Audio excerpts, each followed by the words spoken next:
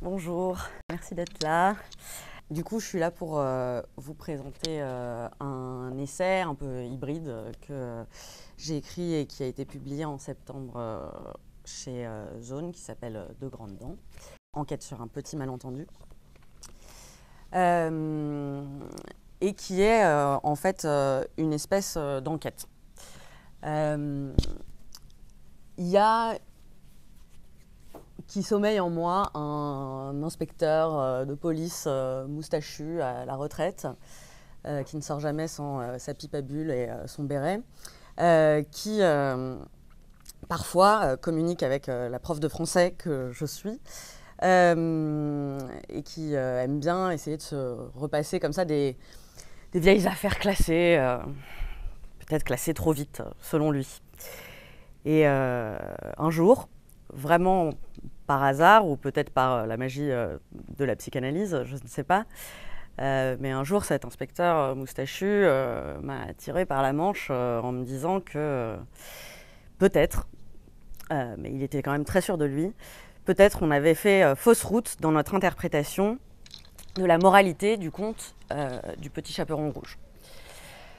Et il en voulait pour preuve le fait que si on reprend la géographie de ce conte, vraiment la topographie de cette histoire qu'on connaît trop bien, en vérité, le crime, la dévoration, n'avait pas lieu dans la forêt, mais bien dans une maison. Une maison, comme on le sait trop bien aussi, qui est bien barricadée avec sa chevillette et sa bobinette. Peut-être que ça, c'est un petit peu louche. C'est un des éléments un peu louches de cette affaire. Et puis même si on s'approche en fait du lieu du crime et qu'on pousse cette porte barricadée, en fait, le crime, il a lieu dans une chambre, dans la chambre d'un membre de la famille et même en fait dans le lit.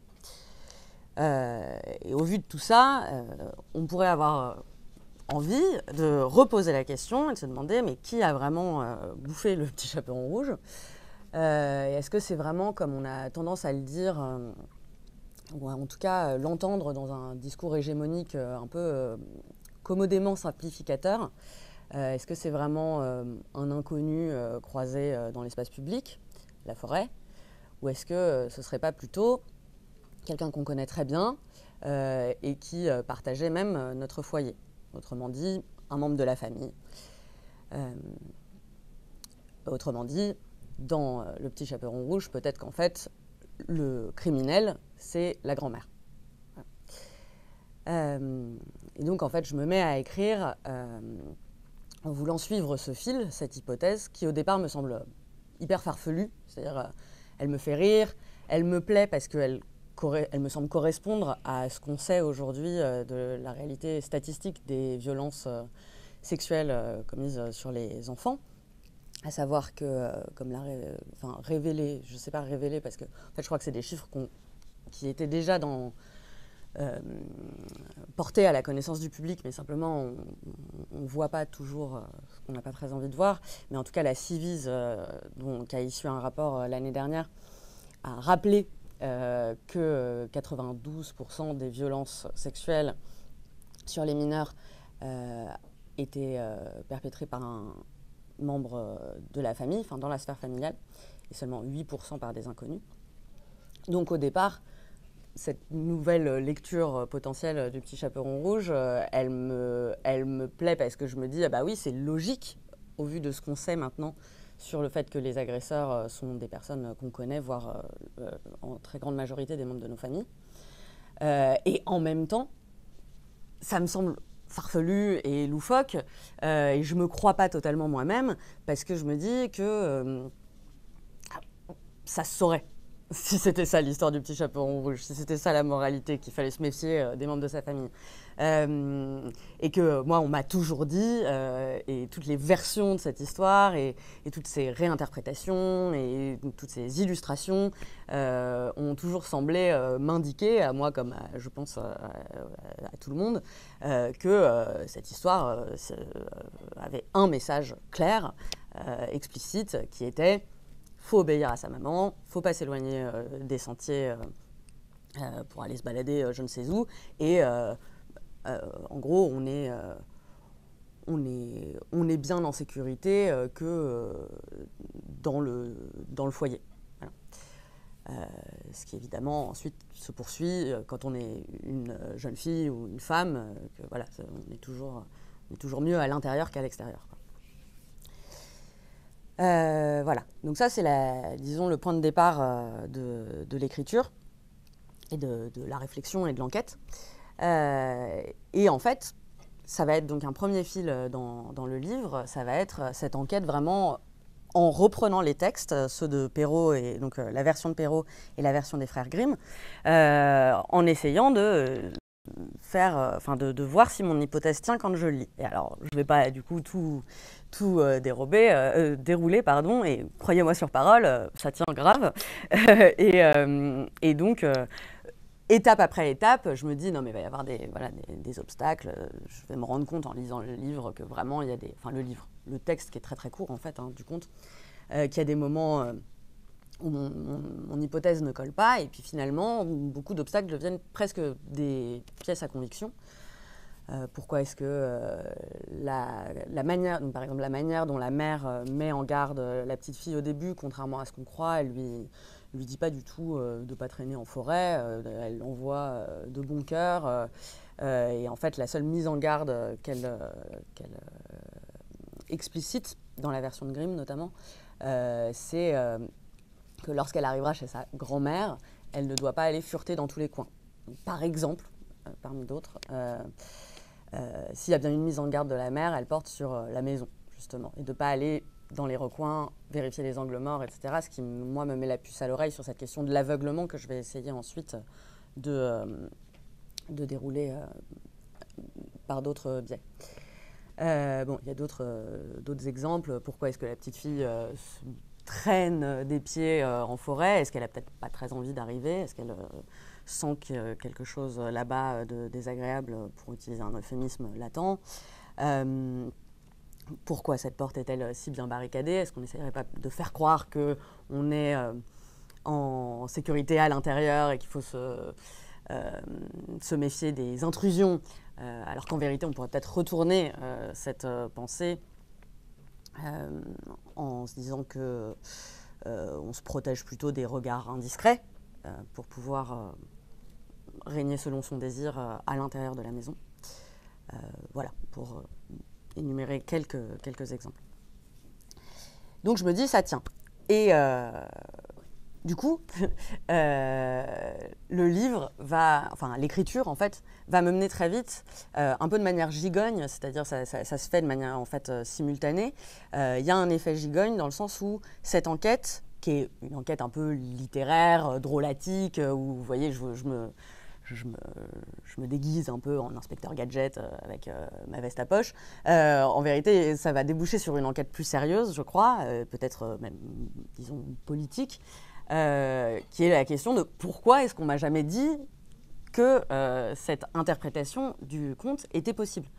Et très vite, en fait, j'ai un élément de réponse qui est bêtement, simplement et en même temps de manière très importante, la question du tabou de l'inceste et de l'aveuglement, alors pas un aveuglement, comment dire, un aveuglement commode et probablement,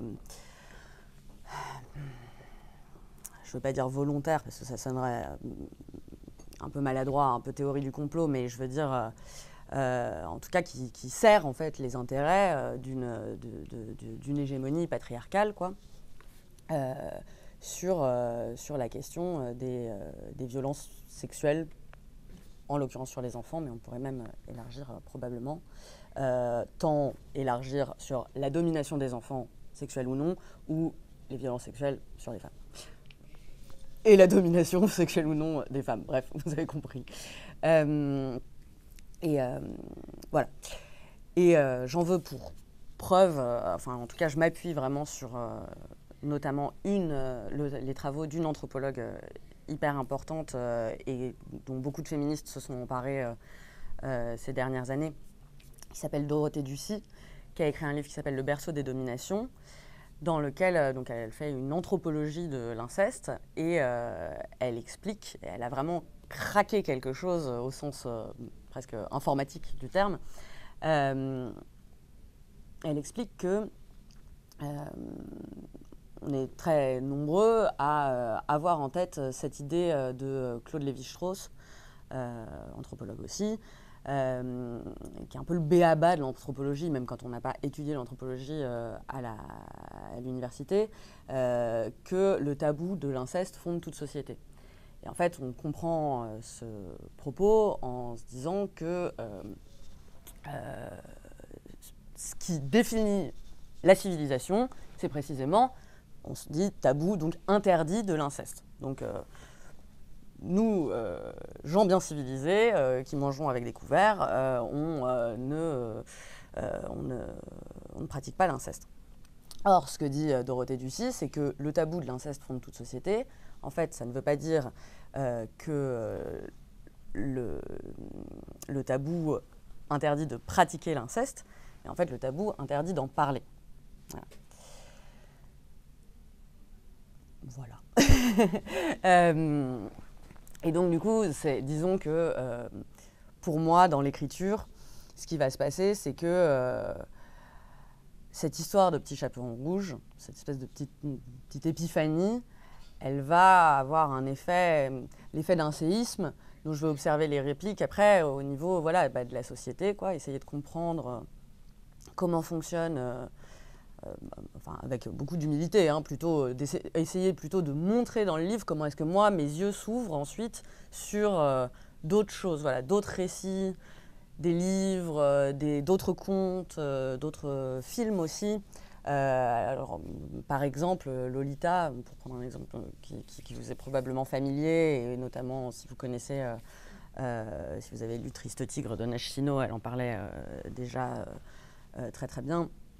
Comment est-ce qu'il y a cette espèce aussi de malentendu, à nouveau extrêmement commode, sur Lolita de Nabokov, qu'on a prise pour une nymphette dont le dictionnaire continue de nous dire que c'est une jeune fille aguicheuse qui cherche à séduire les hommes plus vieux, alors que Lolita raconte l'histoire d'une jeune fille aux prises avec son beau-père pédocriminel.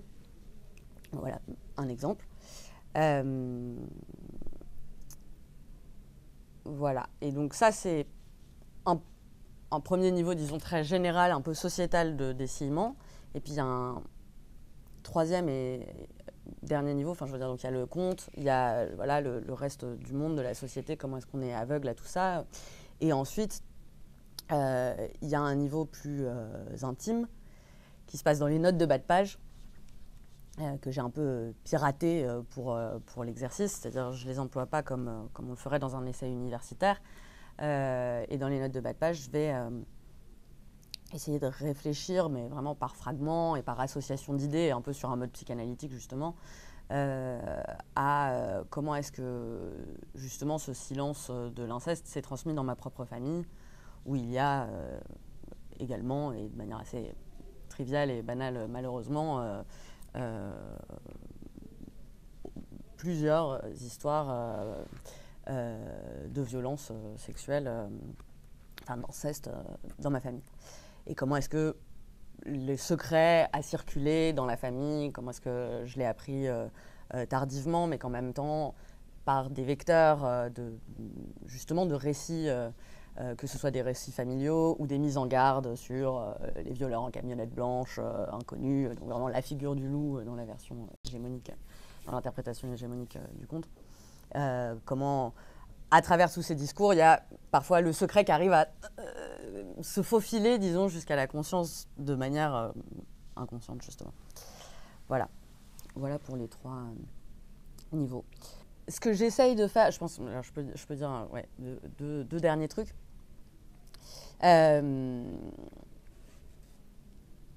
on m'a... Dans les retours des lecteurs, j'étais très heureuse de voir que le livre était apparemment un peu drôle. Enfin, en tout cas, il pouvait susciter des rires. Et je pense que c'est important d'en parler, juste, évidemment pas du tout pour faire ma pub, enfin du coup je sais pas comment en parler spontanément, mais en gros, je pense que c'est un point important parce que c'est un sujet extrêmement lourd, extrêmement grave, et que j'ai pas du tout l'intention, enfin je veux dire, j'ai pas essayé volontairement, spontanément de l'alléger pour mieux faire passer la pilule, enfin, c'est pas du tout mon affaire. Je pense que l'inceste, c'est extrêmement grave et révoltant et que j'ai pas du tout envie de faire passer quoi que ce soit comme information ou comme discours de manière particulièrement douce au lecteur. Je pense que tout le monde doit se prendre cette horreur dans la gueule à un moment. Mais il s'avère quand même que je crois que le livre, en tout cas, n'a pas été une souffrance à écrire et je crois que c'est pas trop, il n'est pas trop éprouvant à lire parce qu'il y a une forme de satire dans la manière dont les idées me sont venues, qui, je crois, vient d'une pulsion un peu libératrice, quoi. En gros, ce que j'essaye de dire, c'est que je crois que finalement, ça fait plus de bien que de mal d'y voir clair. Voilà. Parce que, évidemment, je crois que la vérité est toujours amène une meilleure santé mentale que l'aveuglement et le déni, même si évidemment on peut comprendre les mécanismes du refoulement qui sont un mécanisme de survie quand on est victime, bien évidemment. Mais ensuite, voilà, l'accès à la vérité, il y a quelque chose de joyeux là-dedans, ou en tout cas de libérateur.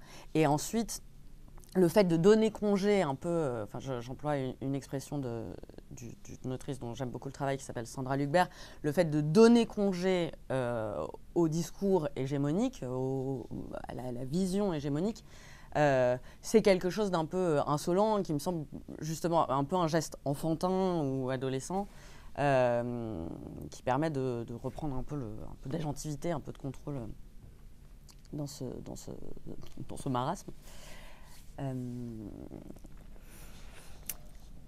Alors oui, on n'a pas dit, j'ai pas dit ce chiffre qui est peut-être le plus parlant de tous, qui est que donc il y a 2 à 3 enfants par classe en collège ou en lycée qui sont victimes d'inceste. C'est ça quand même l'aspect massif de ce système. Et donc comment ça se passe en classe par rapport à... Alors, en fait, ça pose la question de l'interprétation, c'est-à-dire que mon point de départ, en fait, alors comment dire ? En fait, un truc qui est super chiant en littérature, dans l'approche de certaines personnes, notamment aux contes, c'est de prendre les contes pour des espèces de petites disquettes moralisantes qui auraient pour vocation de nous apprendre les bonnes manières, quoi. D'où cette version hyper ennuyante par exemple, du Petit Chaperon Rouge, qui serait attention, faut bien obéir à sa maman et pas aller se balader tout seul. Ou hyper dangereuse si vous prenez Barbe Bleue et que vous en faites que vous en tirez la moralité que la curiosité est un vilain défaut. Et pas que les hommes sont des j'ai même pas de mots, pardon, des serial killers. Les hommes sont des serial killers, voilà. Donc, mon approche en tant que prof de français, c'est évidemment de montrer que déjà qu'il ne faut pas se tromper sur ce que c'est qu'une moralité à la fin d'un apologue, que ce soit une fable ou un conte, et que celle-ci peut parfois être ironique ou ambiguë, qu'il faut y revenir à plusieurs fois, que évidemment le fait qu'il y ait une histoire avant la moralité explicite fait qu'il y a un jeu entre les deux, il y a une faille bien souvent, et que c'est là qu'il faut aller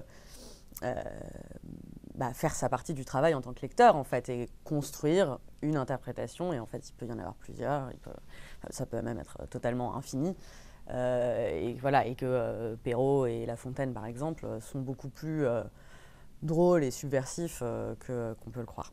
Et donc, du coup, moi, mon but, ça n'est pas d'arriver en classe avec le petit chaperon rouge, même aujourd'hui, après ma petite épiphanie et ma très grande carrière littéraire. C'est pas d'arriver devant la classe en disant bon bah voilà, le conte, maintenant je vais vous expliquer que la moralité c'est ça et qu'en fait il faut faire attention aux gens dans la maison, etc. Parce que en fait ça contredirait ma propre vision de la littérature. Donc mon idée, c'est plutôt de laisser l'interprétation très ouverte. Et en fait, je crois qu'on peut faire confiance aux enfants pour prendre, si on les laisse discuter et débattre ensemble, ils peuvent prendre le chemin spontanément, ou en tout cas quelques-uns d'entre eux peut-être, pour exprimer la possibilité que la grand-mère est quand même chelou, quoi. Et voilà, si on ne leur a pas spontanément plaqué ce que je pense beaucoup de profs ont fait, ou ce qu'on a fait pour moi, spontanément de dire que le prof dise tout de suite voilà, il faut se méfier des inconnus, quoi. Sachant que un enfant est capable de comprendre que le lion avec une couronne dans une fable de La Fontaine, c'est pas un lion qui s'est déguisé en roi, c'est une métaphore de la puissance du roi, animalisée. Et donc, on pourrait imaginer qu'il fasse le lien, contrairement à tous les adultes ensuite, vu que lui, il n'a pas encore cranté, cristallisé le discours hégémonique, et qu'il fasse le lien spontanément en se disant un loup avec un bonnet de grand-mère, c'est pas un loup qui s'est déguisé en grand-mère, comme on le croit, c'est une métaphore, pardon, de la dévoration, de la prédation d'un membre de la famille. Voilà.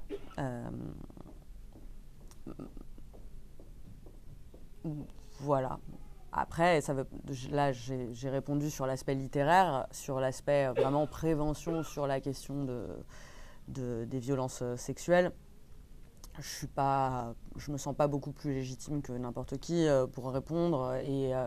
Et donc là, juste dans la réalité de mon travail au quotidien, ça arrive bien évidemment et de plus en plus que je saisisse une occasion au vol, mais ça peut être parce que on a parlé du mythe d'Oedipe parce qu'on travaillait sur Antigone. Bon, je vois une petite réaction, même des grosses réactions. Oedipe, c'est vraiment un gros morceau face à une classe de 3e. Bon, je saisis la balle au bon et j'essaye de parler, je sais pas, 10 minutes, un quart d'heure et de montrer qu'il y a des adultes à qui on peut parler si on a un problème, etc. Bon, voilà, mais je suis pas sûre de le faire beaucoup mieux que quiconque. Ouais.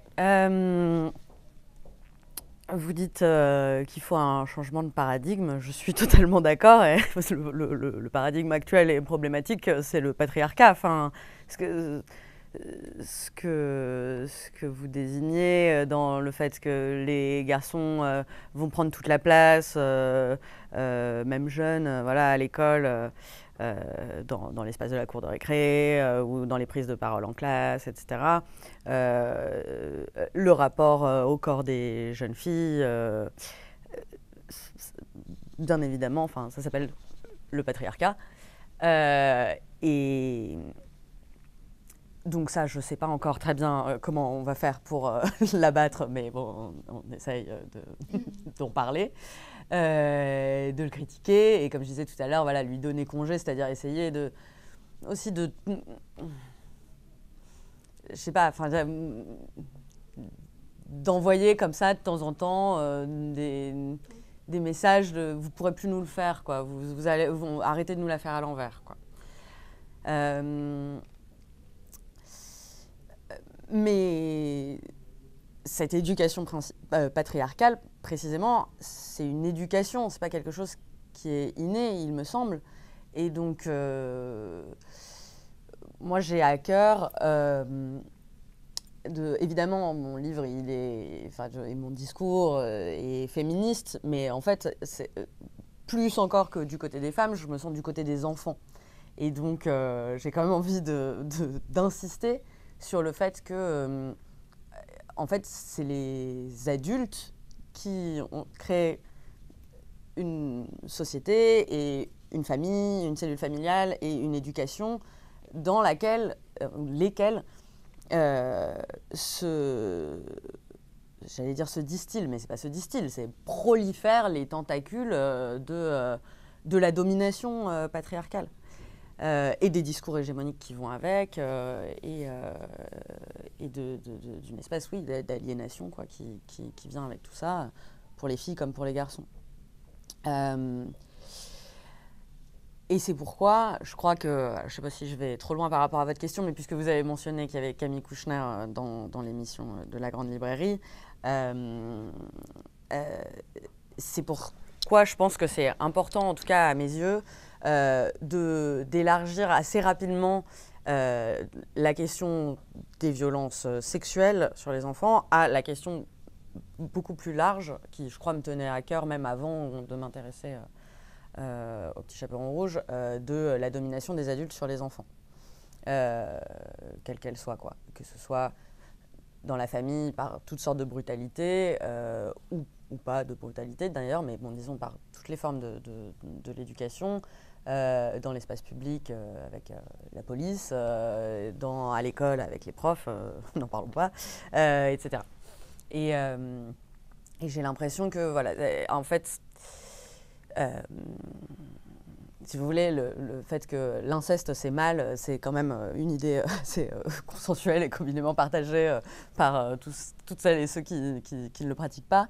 Et du coup, on peut se demander pourquoi ça met quand même tant de temps à se régler cette affaire, quoi. Voilà, donc il y a la question du tabou. Bon, c'est vrai, on n'a pas très envie de regarder en face la réalité, on n'a pas très envie de se méfier de son frère ou de son cousin quand on a des enfants, et voilà, c'est évidemment, ça touche à un certain nombre de choses assez gênantes, mais je pense aussi qu'il y a le fait que toucher à ça, et donc croire les enfants vraiment pleinement, et même leur poser la question et faire confiance à leurs paroles quand, voilà, pour savoir s'ils sont victimes ou pas, en fait, on n'est peut-être pas si chaud que ça, parce que ça risquerait de casser un des piliers de ce système de domination qui est totalement naturalisé, plus qu'aucun autre, je crois, de celui donc de la domination des adultes sur les enfants, plus que les hommes sur les femmes. Et je crois que ça s'est vu notamment dans l'espèce de retour de bâton, de backlash, comme disent les féministes américaines, et avant elles, les combattants des droits civiques. Le backlash qu'il y a eu entre le moment où, à la sortie du livre de Camille Kouchner, sur la Familia Grande, bref, vous voyez, sur l'inceste qui avait eu lieu dans sa famille, ça a fait beaucoup de bruit, et on a donc lancé, Emmanuel Macron a lancé la commission indépendante, la Civise, qui a mené l'enquête et rendu son rapport très médiatisé sur les chiffres de la réalité systémique des violences sexuelles intrafamiliales. Et pourtant, juste après, il y a donc cette espèce de retour de bâton, où le président de cette commission, Édouard Durand, est remercié par voie de presse, alors qu'il y a une Civis 2 qui doit commencer, et qui a absolument floppé pour des raisons que je développerai pas. Si vous regardez aujourd'hui les occurrences des mots enfance ou mineur dans l'actualité et dans les discours politiques. En vérité, on parle beaucoup plus depuis 2 ans. Ça a toujours été le cas, mais là, disons, il y avait eu un petit moment de creux et de bienveillance avec la Ciivise. On parle beaucoup plus de la violence des mineurs que de la violence sur les mineurs. Alors là, en ce moment très précis, en mars 2025, il y a un télescopage complètement fou, kaléidoscopique, où en fait les deux se superposent parce qu'il y a Betaram d'un côté, où quand même on se sent bien mal pour les petits choux qui ont été victimes de toutes sortes de brutalités sexuelles ou non. Mais en même temps, ça interroge aussi voilà, le fait que les parents mettaient leurs enfants dans des écoles réputées extrêmement strictes, voilà, apparemment sans que ça les dérange trop. Et en même temps, les discours, pas les discours, la proposition de loi à l'Assemblée pour modifier et durcir la justice pénale des mineurs. Donc là, ça se télescope, quoi. Violence sur les mineurs, violence des mineurs. Mais voilà, tout ça pour dire, que je pense que ça interroge quand même, enfin qu'il est bon d'interroger notre représentation de l'enfance et le fait que, voilà, quand on parle d'inceste, d'un coup, il y a un moment de consensus où, ah oui, les pauvres enfants, il faut quand même les protéger, ils sont tellement faibles et sans défense. Et quand même, assez vite revient la vision du jeune homme barbare, racisé bien entendu, qui menace les fondements de la société. Et je pense qu'en fait, tout ça, c'est quand même, ça vient voilà, du haut, quoi, des adultes. Voilà. Oui, en fait, en vous écoutant, enfin, je me le disais déjà en venant, mais c'est, je suis. Je pense que vous avez beaucoup à m'apprendre. Enfin, en fait, j'ai plus envie que vous me racontiez votre métier que de faire mon petit exposé. Ce que je voulais dire par politisation de l'enfance, en fait, c'est dans le sillage de ce que je viens de répondre à madame. C'est l'idée que le rapport de domination adulte-enfant, il est tellement naturalisé qu'on ne le questionne jamais. Et donc,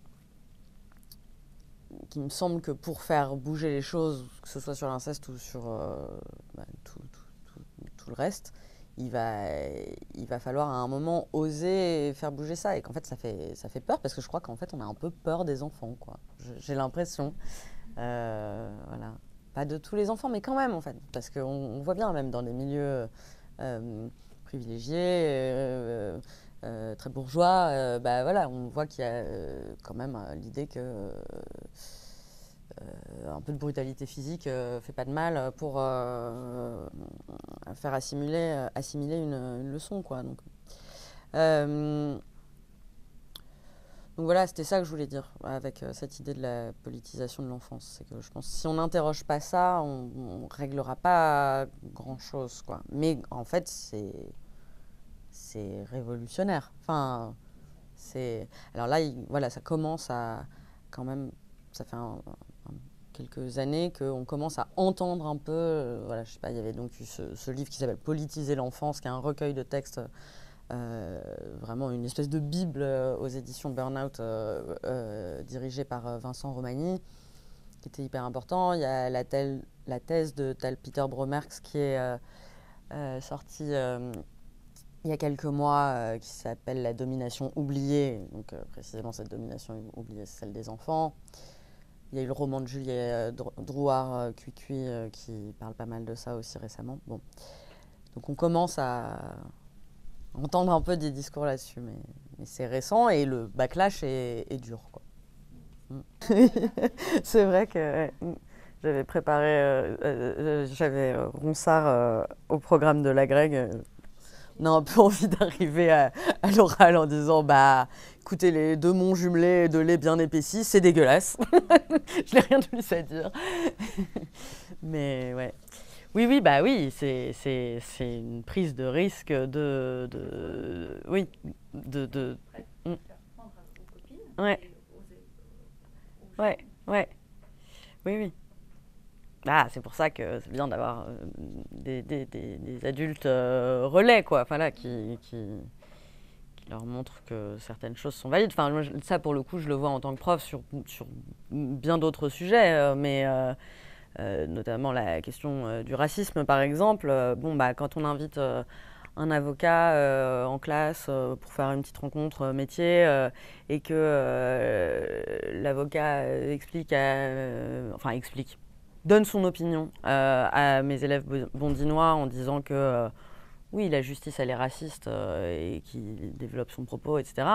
Je le vois que ça a un effet presque, encore une fois, presque joyeux, quoi. Je fais un grand bond en disant ça, mais quand même, quelque chose de... En fait, ça fait du bien d'entendre des adultes mettre des mots, des adultes qui ont une espèce d'autorité comme ça, naturelle, légitime, juste parce que c'est des adultes, parce que voilà, ils viennent parler encore un cours, une intervention, etc. Et que d'un coup, ils entendent quelque chose où ils se disent « Ah, mais on n'est pas fous, quoi. » Enfin, on sent bien, voilà. Et donc là, évidemment, il ne s'agit pas juste de leur... Enfin, faut savoir doser et voilà, pas juste leur renvoyer à la gueule toute la violence du monde dans sa réalité la plus crue. Mais moi, je trouve qu'on le voit, voilà, donc là, je pense à cet exemple-là, mais on le voit souvent que, oui, quand ils sont face à un adulte qui leur dit des choses qu'ils pensaient avoir captées, mais dont ils se sentaient absolument pas légitimes, parce que tous les discours hégémoniques, ce qu'ils entendent à la télé, par exemple, nie totalement ces réalités, bon, bah, ça fait du bien, en fait. Et ben oui, c'était vraiment, en fait, quand je raconte ma petite histoire de l'inspecteur, là, c'est parce que je peux pas vous dire autre chose que c'était une espèce d'épiphanie que j'ai prise comme une plaisanterie, quoi. C'est-à-dire comme si je me faisais une blague à moi-même, quoi. Waouh, mais attends, dans cette affaire, c'est la grand-mère qui a bouffé le petit chaperon rouge, quoi. C'est vraiment parti comme ça, quoi. Et donc, voilà, je pense que la psychanalyse fait beaucoup son travail. Je pense que, évidemment, toute la libération de la parole, de discours féministes, mais aussi spécifiquement sur les questions d'inceste, à travailler, à me dessiller. Et par ailleurs, je suis au contact d'adolescents dans mon travail quotidien, et la question de la politisation de l'enfance, bien au-delà de la question de l'inceste, est quelque chose qui me travaille politiquement, quoi. Donc à un moment, ça a fait des chocs à pic, et ça, je ne peux pas trop expliquer comment et pourquoi. Mais une fois que l'idée me vient, en effet, je ne me prends pas très au sérieux. Je me dis que je vais faire un petit article rigolo et de mauvaise foi, et que ça servira quand même, voilà, modestement, la lutte. Et en fait, c'est juste que dès que j'ai commencé à écrire, bah, finalement, il y a une forme qui est née, vraiment spontanément, quoi, avec ce truc des notes de bas de page très intimes. Où je parle donc notamment de l'inceste qu'a vécu ma maman. Et c'est comme si le fait de trouver une forme faisait exister le texte, quoi. À partir du moment où il y a une forme, en fait, je suis sur des rails et j'écris en fait très vite, ce qui n'est pas du tout mon habitude voilà, en temps normal. Et j'écris très vite, porté vraiment par une espèce d'euphorie, franchement. Et c'est pas une douleur de passer 6 mois et 9 en comptant les retouches avec l'éditeur, etc., à avoir le nez dans des bouquins, des podcasts, etc., qui parlent de violences sexuelles, parce que en fait, plus j'avance, plus je me dis, mais putain, mais... Et dans ce conte-là aussi, et mais ce film, et puis et cette histoire, cette anecdote familiale, et d'un coup, il y a un truc où tout... Ouais, tout s'éclaire, quoi. Enfin, voilà, au risque d'avoir l'air un peu illuminé, mais du coup, ça vient, voilà, ça vient grâce à la forme, et ensuite, c'est plutôt joyeux, quoi, comme mouvement. Bah, alors, moi, j'ai pas dans chaque classe 2 à 3 enfants qui viennent me parler, hein. Je veux dire, j'aimerais bien qu'ils aient tellement confiance en moi qu'ils viennent se confier, mais ça marche pas exactement comme ça. En fait, c'est vraiment ce dont vous parliez, c'est-à-dire que dans le cas, voilà, dans le cas où un élève se confierait à moi, il y a des relais, voilà, entre la CPE, l'assistante sociale, voilà, qui on peut reporter ce qui nous a été confié et qui vont, elles ou eux, se charger du signalement. Voilà.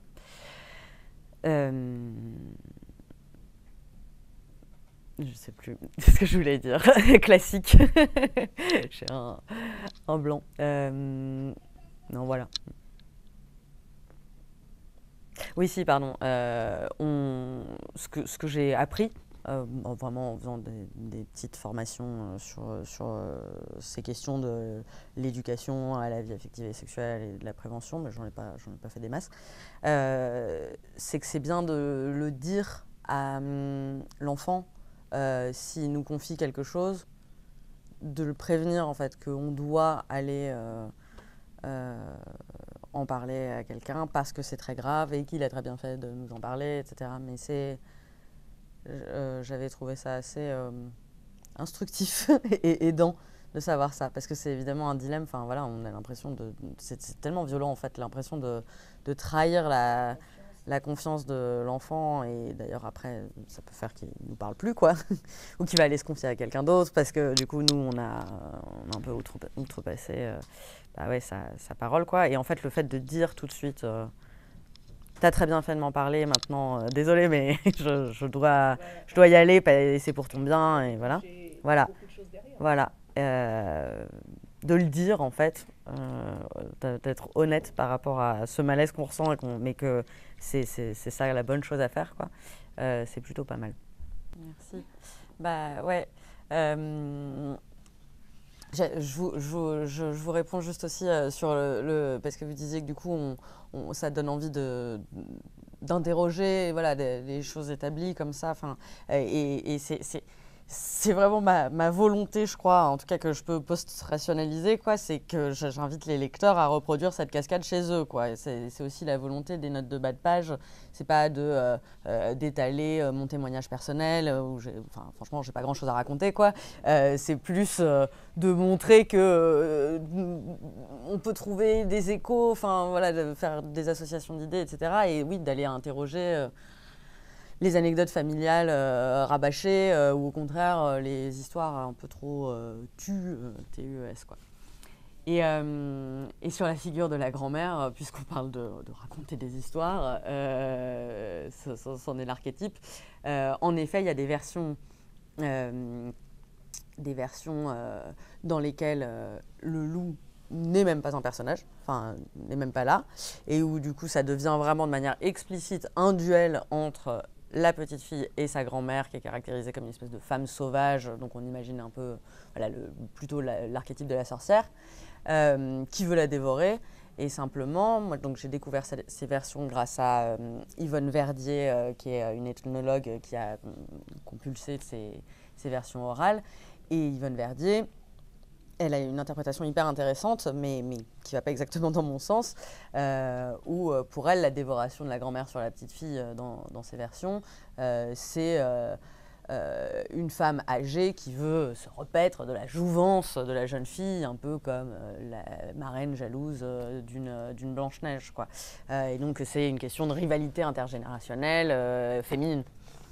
Et bon, de mon point de vue, c'est oublier un peu vite le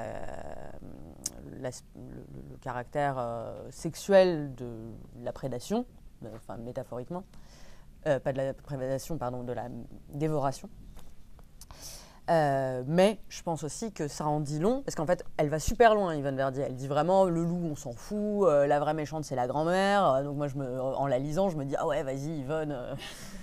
En fait, j'ai pas besoin d'écrire ce livre, c'est bon, elle a tout dit, etc. Et en fait, vraiment, l'inceste, le sexe disparaît totalement de son interprétation. Et je pense que c'est... Je dis pas qu'elle a tort, hein, là, à nouveau, entendons-nous bien sur le fait que je pense que chaque lecteur peut projeter ses interprétations et que c'est tout à fait valide. Mais je pense qu'une des raisons pour lesquelles elle ne l'évoque même pas, c'est parce que le tabou ultime, c'est quand même la violence sexuelle des femmes. Et que moi-même, je m'en débarrasse d'une certaine manière, ou disons que c'est un angle mort de mon propre essai, dans le sens où très vite je vais dire un membre de la famille pour parler de la grand-mère, où je vais essayer d'utiliser des formes un peu épicènes pour qu'on comprenne que grand-mère, ça peut être grand-père, oncle, cousin, t'as capté. Mais j'évoque de façon vraiment extrêmement brève la possibilité que ce soit que l'agresseur soit une agresseuse. Or ça existe. Enfin voilà, c'est peut-être pas statistiquement une majorité, loin de là, et c'est pas pour rien que c'est un fait, c'est le berceau des dominations patriarcales et pas matriarcales. Néanmoins, j'ai l'impression que ça aussi c'est un sujet qu'il faudra ouvrir à un moment.